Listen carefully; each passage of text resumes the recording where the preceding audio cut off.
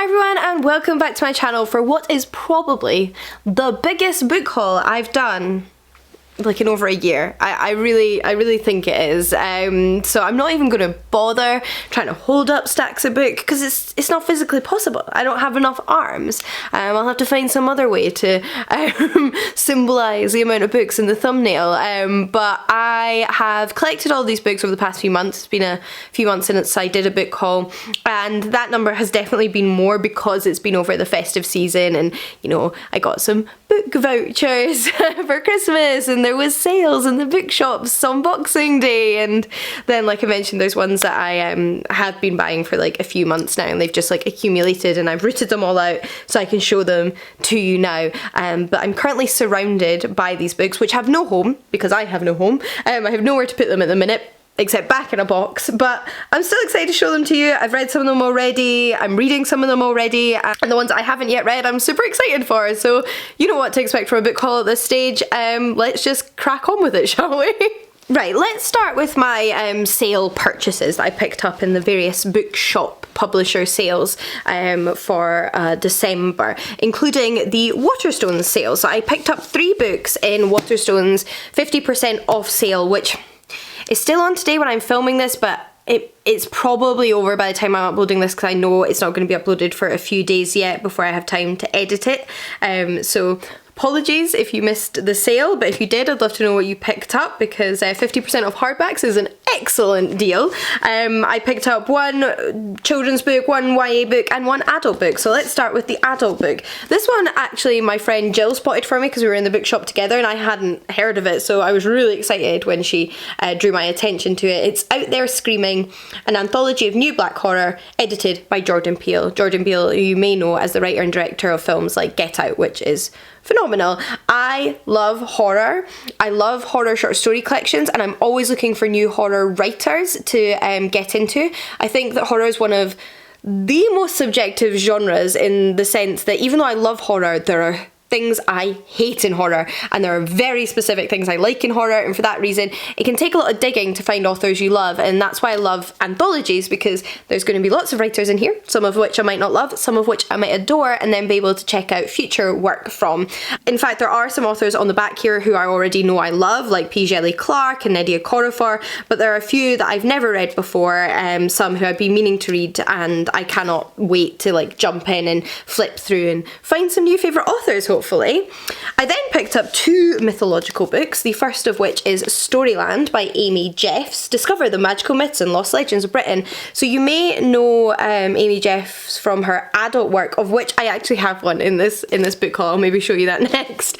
But this is her first like middle grade to YA suitable book. Obviously adults can read those too, but like that's the kind of primary age range. And it's actually published by my publisher Wren and Rook, who just happened to have a handy copy down here, who published my YA book Live Like a Goddess.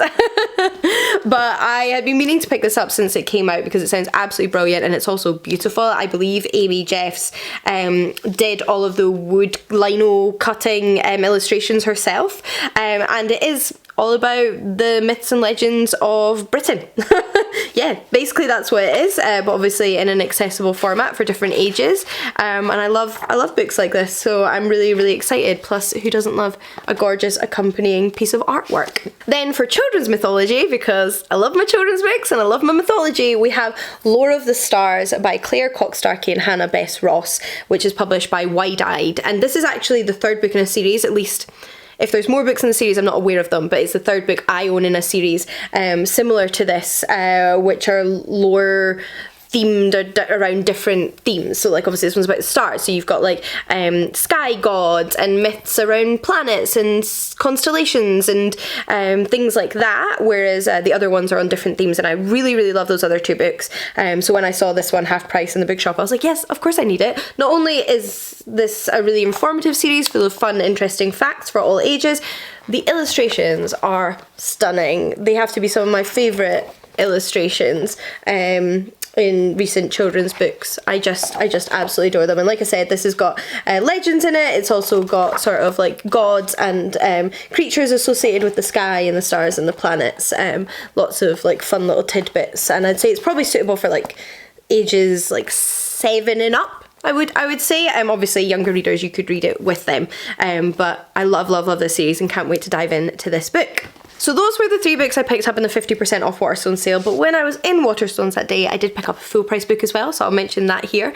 This is Idle Burning by Rin Usame. So this is a short little lit fic book, which was recommended to me by my friend Jen when I specifically asked her for short and weird. I'm really in the mood at the moment for short and strange books. I think short books can really maintain a strange narrative and writing style and sort of aura in a way that doesn't always work in a long book, so I really like that as a kind of like weird subgenre, and this was one of Jen's recommendations that they ended up having in the bookshop, and I'm already halfway through this one, so I can safely say I'm enjoying it. Obviously haven't finished it, but so far so good. And it's about a Carrie who's a high school student and her obsession with a member of a J-pop group. So her like idol is this singer slash actor who's part of this band that she absolutely adores and worships, and she writes a blog about him, and she's like considered one of his #1 fans, and very much her life revolves around him, at least in her free time and sometimes when she should be doing other things too. But at the beginning of this book we learn that her idol has punched someone, so a scandal has erupted around him, and that obviously affects her life because of how obsessed she is with him and how much of her mental health she kind of relies on him for, even though he's not aware of this obviously. And it's not just about like a fan or like being a fan, it's a book about a teenage girl really struggling with what feels like depression, and using this as a coping mechanism and what happens when that kind of like rug is pulled out from underneath you, and I'm really enjoying it, like I said. And since I mentioned Amy Jeffs, let's talk about the other Amy Jeffs book I picked up since I last did a book haul, which is Wild, Tales from Early Medieval Britain, although these are obviously tales that like overlap with Britain and Ireland, and it's one that's aimed at adults. It's one of 2 books in this kind of sub-genre by Amy Jeffs that's aimed more at adults than obviously the younger book I had there, and it is Amy Jeffs sort of retellings. They're rooted in the originals but sort of in her own words of a lot of these British and Irish legends, and also some interesting information about how she came about these books and kind of their relationship with the landscape, etc. And I have started this one. I've only read the introduction though, so I haven't read the actual stories themselves, and I am enjoying it so far. I like Amy Jeffs' writing. I think she writes really accessible stuff, and just generally I'm really enjoying seeing more books popping up in the mainstream about like British and Irish mythology and legends that I can recommend, because I'm always getting requests for books on those topics, so far so good. Then back to sale purchases. I bought a book in the Blackwell sale, which I think is part of their sort of like academic sale. So Blackwell's, the Edinburgh branch and many of the other branches are often the official stockists for universities, and they stock the books that are required for university courses at the nearby universities, including what I assume was possibly this for an English literature degree. It was in the sale of like books for students that obviously the courses had passed for and they still had stock left of. But even though I'm not an English literature student, I still wanted to pick it up, and that is The Sorcerer's Apprentice. No, it's not the volume in the Chronicles of Narnia. An anthology of magical tales edited by Jack Zipes. So you might know Jack Zipes as quite a famous fairy tale scholar. He's quite well known in the sort of fairy tale academic space. He's translated a lot of fairy tale works, he's edited a lot of fairy tale collections, and you've probably come across his name if you are really, really into fairy tales and the originals.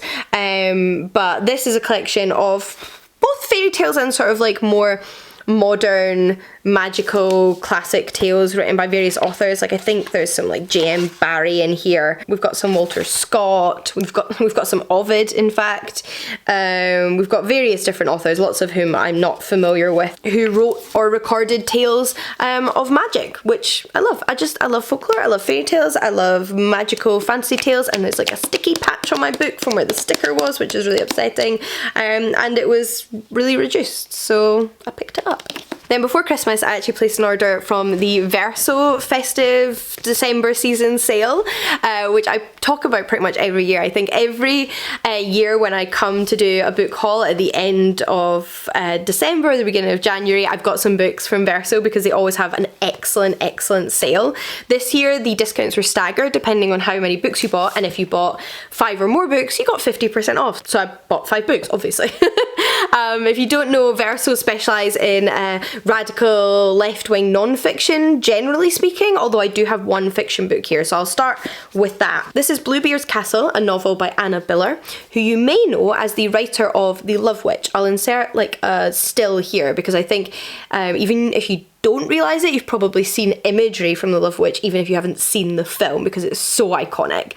And this is a novel inspired by the fairy tale of Bluebeard's Wives, a fairy tale in which a man keeps marrying women and murdering them. So I'm really intrigued to see what she does with that story in this book, and I also find it really interesting to check out some of the fiction that Verso published because they publish so little fiction, so it's like I assume it's going to have left-wing leanings, which is always cool.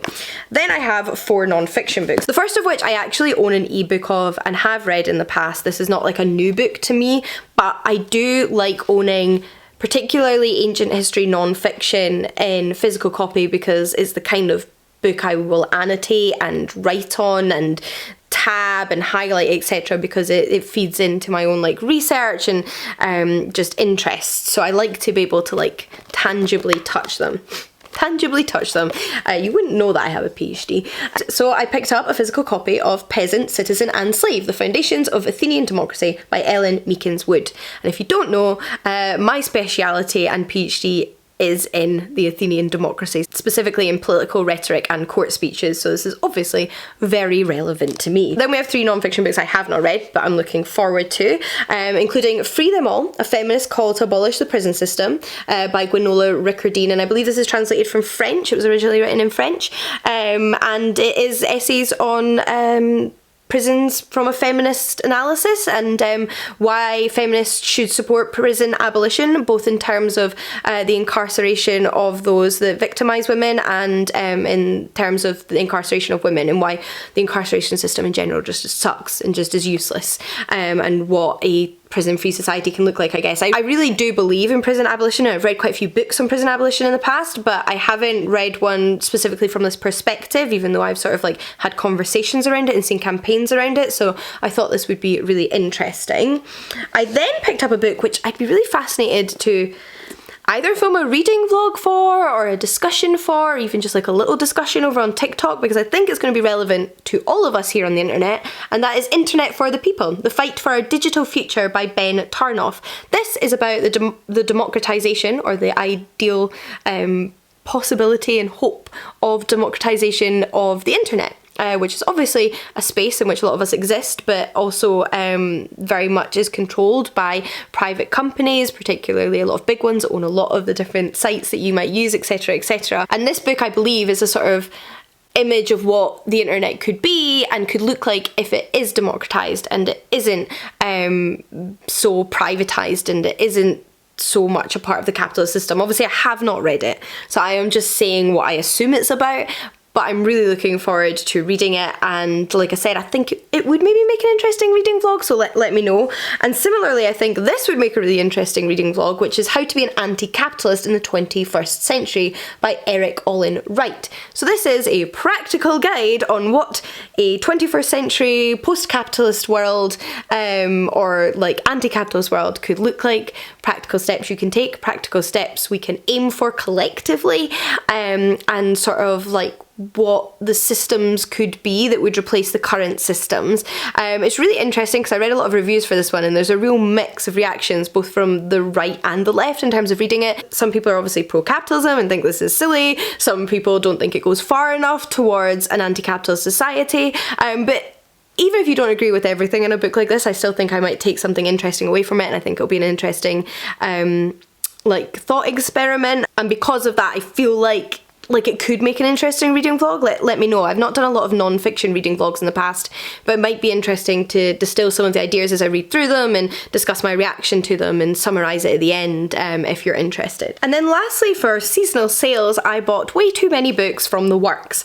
Now literally every book I have here to show you cost me either £1.50 or £2, so I have no regrets, I feel no guilt, and I am just really pleased with how many bargains I got. So I got some contemporary romances and some thrillers, like exclusively that is what I bought from the works.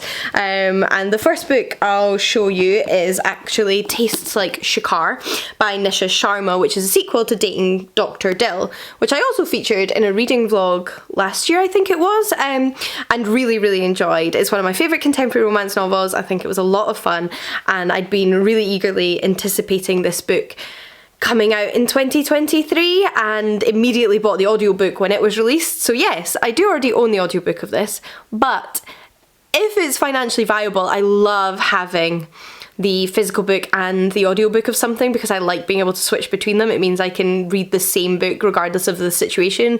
If I want an audiobook for going on a walk, or I want a silent physical book to read late at night in bed, then I can like stick to the same book. So I do love when that happens. Like I said, I'm not going to do that for every single book because it would get really expensive, but I couldn't resist when I saw this on sale at the works. It's obviously set in the same world as Dating Dr. Dill, and it's about friends of the love interests from the first book who also end up in a romantic relationship, one can only imagine. So this is actually part of the If Shakespeare Was an Ante series, where each book is like loosely structured around a Shakespeare plot. The first one was Taming of the Shrew, I think. I've never actually read Taming of the Shrew, and this one may be Much Ado About Nothing. Yes, it is Much Ado About Nothing. So I'm excited. I loved book one, love Nisha Sharma's writing, can't wait to read this consecutively over physical book and audiobook. Then the next 4 romance novels I know nothing about except for the blurbs. I just searched contemporary romance because that's what I'm really into at the minute on the works and decided to pick up the ones that sounded interesting to me. So this is going to be a case of reading the blurbs because that's all I've got to go on. Apologies if you hate that. But the first one is Rent to Be by Sonia Hartle. This I believe is about like I actually can remember vaguely the plot of this one. This is about a girl who moves into I think her brother's apartment, but finds that her brother's friend is staying there and they don't like each other, but obviously now they're living together and they're going to fall in love. Like that's what happens. That's a romance book. There you go, summarised. Then we have Thank You for Sharing by Rachel Runya Katz. I also love the cover of this one. It's actually got sprayed edges. How fancy. And this one I will read the blurb for. As teenagers, they shared a first kiss. But when Daniel Rosenberg broke the heart of young Leah Cohen Jackson, they parted ways forever. When they're seated together on a plane 14 years later, they butt heads just as badly. At least they'll never have to see each other again, right? Until Leah discovers she's been partnered with Daniel for the work project that will make or break her career. With every meeting, the tension and chemistry builds until they're forced to confront their emotional baggage. Love it.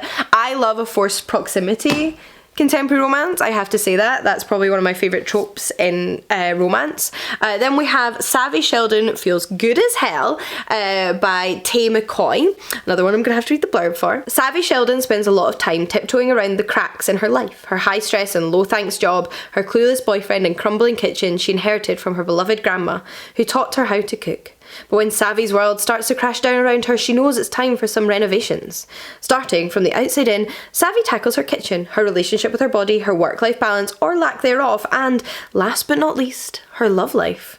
But as any home renovation show junkie can tell you, something always falls apart during renovations. Maybe Savvy should have started her renovations the other way around, beginning with how she sees herself, before building a love that lasts. Oh, I feel like this one's also going to have a real like self-exploration journey and growth in it, so that's nice. Then lastly for romance, we have one that I do think might have like a paranormal magical quirk to it, and that is The Witch is Back by Sophie M. Morgan. The blurb on this one reads, Emmeline Bluewater is determined to put life as a witch behind her. When Bastian Truenote left her with nothing but the shame of a broken marriage contract, Emma turned her back on magic and her old life.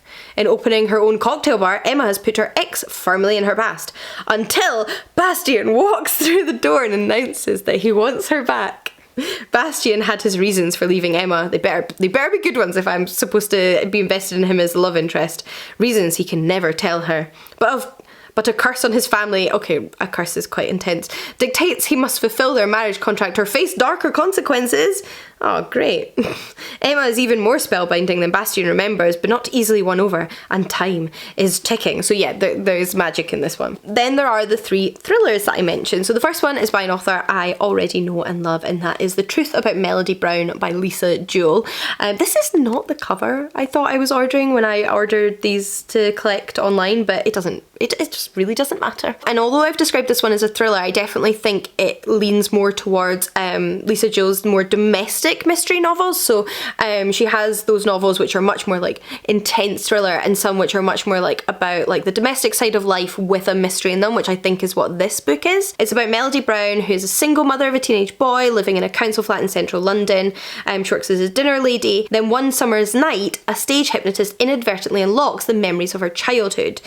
So I believe it's about her exploring her past and possibly some trauma that she's suppressed. But I love Lisa Jewell's writing. I think she writes really interesting characters that really hook you in, so I'm sure this one's going to be just as good as everything else I've read by her. Then we have Sweet Little Lies by Karen Norden, who I've never read before, but this falls into one of my favourite thriller tropes, which is crime that happened in the past resurfaces in the present. Favorite structure and trope in thrillers.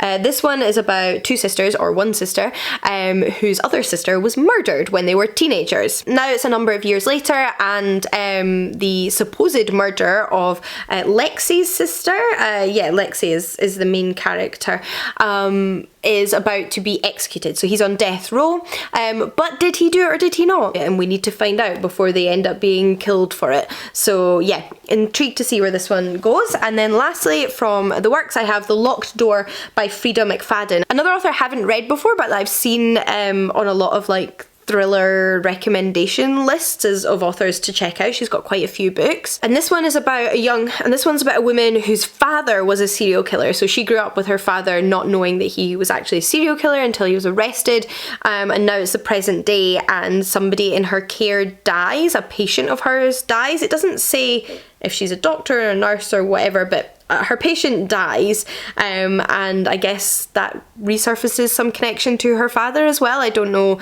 what that's going to be, but I'm intrigued to find out. So not sale books, but I do have a little stack of charity shop books here that I've picked up over the past few months. I feel like there was like another one, but I can't find it. Like I said, my life's in boxes. So these are the ones you get. The first one is actually another Lisa Jewell, which was 50p in the charity shop, so of course I had to grab it because I love Lisa Jewell. And this is The Night She Disappeared. The story is set between 2017 and 2018. In 2017, teenage mum Tallulah heads out on a date, leaving her baby son at home with her mother Kim. At 4:30 a.m, Kim awakens to discover that Tallulah has not come home. Friends tell her that Tallulah was last seen heading to a pool party at a house in the woods nearby called Dark Place. Tallulah never returns. Then the following year, walking in the woods behind the school where her boyfriend has just started teaching, Sophie sees a sign nailed to a fence, a sign that says "dig here," presumably in connection to Tallulah, but I will find out. This one actually sounds really good. This might be the next thriller I read. I'm just going to pop that next to me so I don't forget.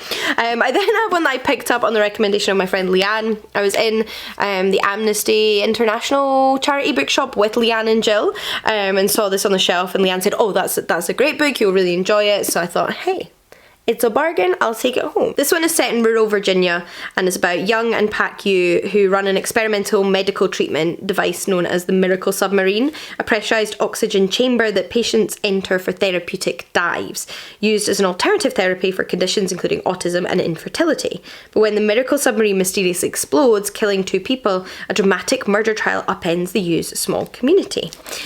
So yeah, on the recommendation of a friend who I trust, so hopefully They Don't Let Me Down. Then one that wasn't recommended by anybody in particular, but was recommended by everybody because it's all over the internet, is The Invisible Life of Addie LaRue by V.E. Schwab. Another one that I picked up in the charity shop for, I think, £1, and it's a lovely hardback edition, so yay. I have actually read one other V.E. Schwab book in the past, which I'm forgetting the name of right now, but I enjoyed it. So I've been meaning to give her work another go, and this is one of the ones that sort of comes most highly praised. I also think it's one of her adult works, which I do prefer, so I definitely had to pick it up, obviously, when I saw it. Then lastly, we have The Bromance Book Club, which I think, again, I got for 50p by Liza K. Adams. This is a book which I actually don't know if it has the women's perspective in it, but it's definitely got the man's perspective, which is pretty unique to get a romance novel that's just from the perspective of the man. But it's about a second chance romance between a married couple where their marriage isn't working out, and he decides to join a romance book club in order to try and sort of, I guess, become more of a romantic person, maybe get an insight into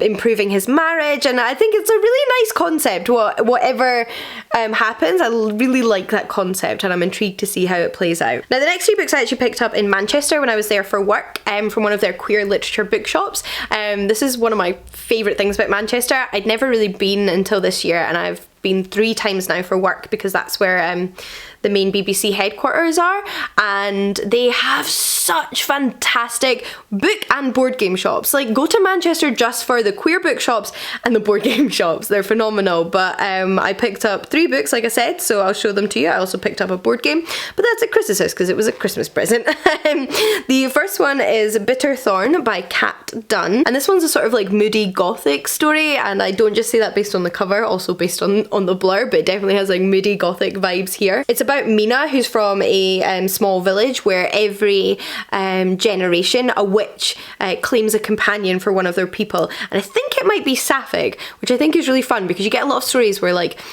young woman from village goes off with magical man who requires a sacrifice from village every year or whatever, but it's rarely queer. It's usually very much but that is rare, but that trope I rarely see in a queer scenario, so I really like the idea that maybe the witch and Mina get together, but I actually have literally no idea if that's what happens, so we'll find out. Then we have a book that I have actually read, so I can already tell you that I love. If you watched my top 15 or best books of the year, whatever I called it, I just filmed it before this, you'll have already seen me talk about this, but it's Untouchable by Talia Hibbert. This is book 2 in the Ravenswood book series, but you don't need to have read book 1. I say that because I hadn't. I quite often read romance series out of order, so that's where we're at, okay?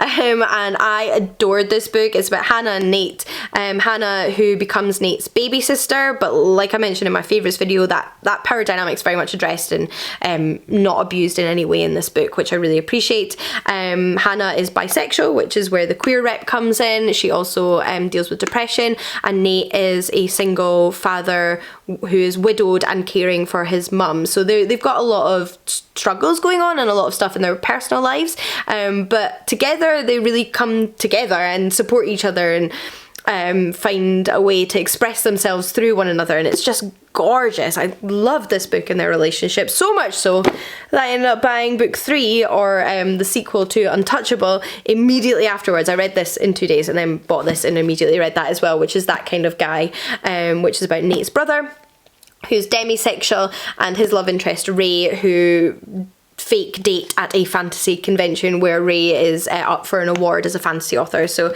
love this series. You can hear me talk about it more in that video, the best books of the year. But I did originally discover it because this book was in that queer bookshop, so that was a great find. Then lastly for Manchester, we have Unreal Sex, an anthology of queer, erotic, sci-fi, fantasy and horror. And that is literally all I know about it. It hopefully represents a lot of different people from the LGBTQ+ community, and it's going to contain a lot of different authors that I may find a new favourite from within. So yeah, and that's literally all I know about this book. and I'm excited nonetheless. Then I have a bunch of books which have no real theme concerning how and when I bought them. They're just from random bookshop trips and online purchases that I've made over the past few months. So let's take a look at them. The first one is actually a puzzle book, and that is Myrtle, Solve 100 Devilishly Devious Murder Mystery Logic Puzzles by G.T. Carber. This is the first book in what is now a series, so there's a second Myrtle book as well, and it is varying puzzles, like of varying hardness. They get harder as you go through it, each of which are sort of in the structure of like, okay, so this person has this and did this and was there, so this person couldn't have been there and did this and they must have been here, etc. A little bit like Cluedo, but in a book. And then there's like an overarching link between all the puzzles, which I think is really fun. I haven't finished it yet, so I don't exactly know where the link is going, but my partner and I are doing them together and really enjoying it. If you're like me and my partner and love doing things like Sporkle by yourself or with others, I really think this kind of thing would appeal to you. I think you shouldn't overlook physical puzzle books. There's still a place for them and they're still really enjoyable. So I'm really enjoying this one and would recommend it if you haven't checked it out so far. We then have Coco Akambe and the Heart of Midnight by Maria Montenreo Adebisi. And this one is a middle grade adventure fantasy novel about a young boy in the contemporary world who goes on a museum trip to, I think, is it the British Museum, or it might just be inspired by the British Museum with his school, and something goes awry.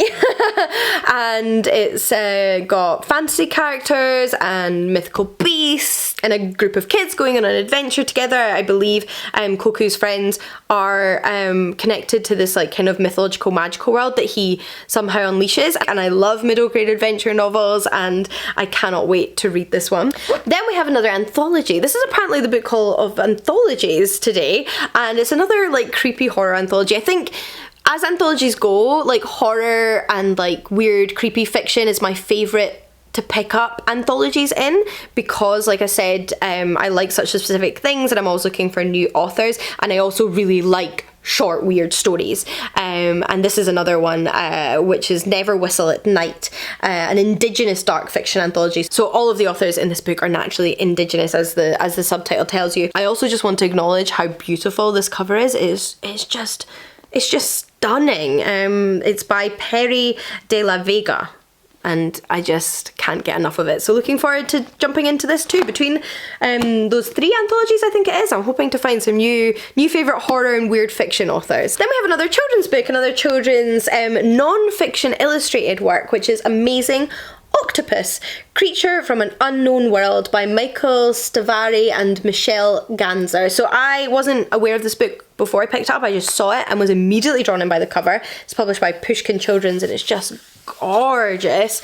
And then I had a little flick through it and I knew I had to take it home because it combines probably my 2 favourite things in children's books, which is the animal world, the natural world, and mythology. So this isn't just a book that looks at, so this isn't a book that just looks like the biology of the octopus or the life of the very real octopus in the contemporary world or historically, but also the octopus in folklore, which I really love. I love that it sort of is the octopus everywhere, and like what people have thought about the octopus for a long time and in different places. I really love that idea because I love children's books about animals in the natural world, and I also love children's books about mythology.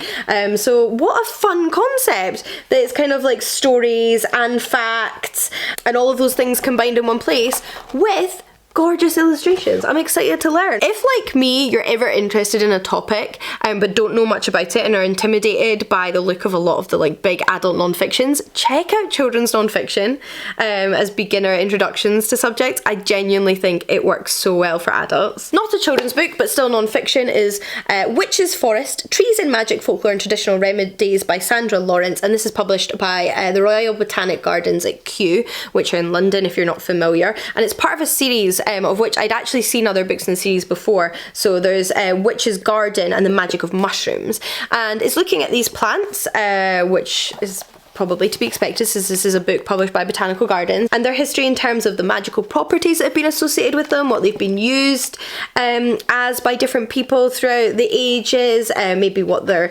verifiable medical properties are, how they've appeared in folklore and mythology over the years, and all of that is accompanied by beautiful, beautiful artwork. So I really enjoy nature books like this where you can learn about plant life, but I particularly love them when they have that magical side to them, probably because I love reading fantasy so much. I'm so interested in folklore and mythology. I find this a really interesting perspective on the natural world and plant life, and I'm always looking for books like this for just my own edification and also inspiration. So looking forward to reading it and potentially picking up the others in the series if I like this one. Then we have a book you will have seen if you saw my Christmas gift guide, which is Terry Pratchett's A Stroke of the Pen, The Lost Stories, foreword by Neil Gaiman. This is a collection of Terry Pratchett's stories brought together in one place for the first time. Obviously Terry Pratchett passed away a few years ago, but as a Terry Pratchett fan it's obviously really nice to have a new Terry Pratchett release. I've already read some of the stories in this book and of course they're incredible. Terry Pratchett's one of my favourite authors. I'm probably not going to have anything bad to say about them. This edition is the independent bookshop edition, so I think it's specifically the white with the red sprayed edges is the independent bookshop edition, but I think even the standard edition is just absolutely stunning, and if you're a Terry Pratchett fan, then this is a must pick up at some point. It will not disappoint. I think I already mentioned, but this is the second video I filmed today. I already filmed my favourite books of the year, and I'm losing the ability to speak. Like my mouth feels really dry and I feel like the words aren't coming out properly anymore, so I'm going to wrap things up with one last book which was sent to me by the publisher, and that is Starling House by Alex E. Harrow. So this was sent to me by Pan Macmillan, specifically their imprint Tor, and I'm really excited to read it because I've heard a lot of fantastic things about this author in general, and there's been a lot of hype around this book, and I'm just going to read you the blurb because I don't know how to articulate anything anymore. Nobody in Eden remembers when Starling House was built, but the town agrees it's best to let this ill-omened mansion and its last lonely heir go to hell. Stories of the house's bad luck, like good china, have been passed down the generations. Opal knows better than to mess with haunted houses or brooding men, but when an opportunity to work there arises, the money might get her brother out of Eden. Starling House is uncanny and full of secrets, just like Arthur, its heir. It also feels strangely, dangerously like something she's never had, a home. Yet Opal isn't the only one interested in the horrors and the wonders that lie buried beneath it. So, yeah. Sounds good, as do all of these books. Very excited about all of them. Have enjoyed everything I've read so far of them, and would love to talk about them more in the comments where I get to type instead of speak, because I feel like I need to rest my voice for a little while, which means I'd love to hear if you have read any of these, what you thought of them, if there's any in particular you think I should get to ASAP, if there's any you think you'd like to see reading vlogs of. I know I mentioned a few perspectives here and there, and if you've picked up anything exciting in the festive bookish sales recently, I'd love to hear about it. But until next time, happy reading, and I'll see you all again soon. Bye everyone.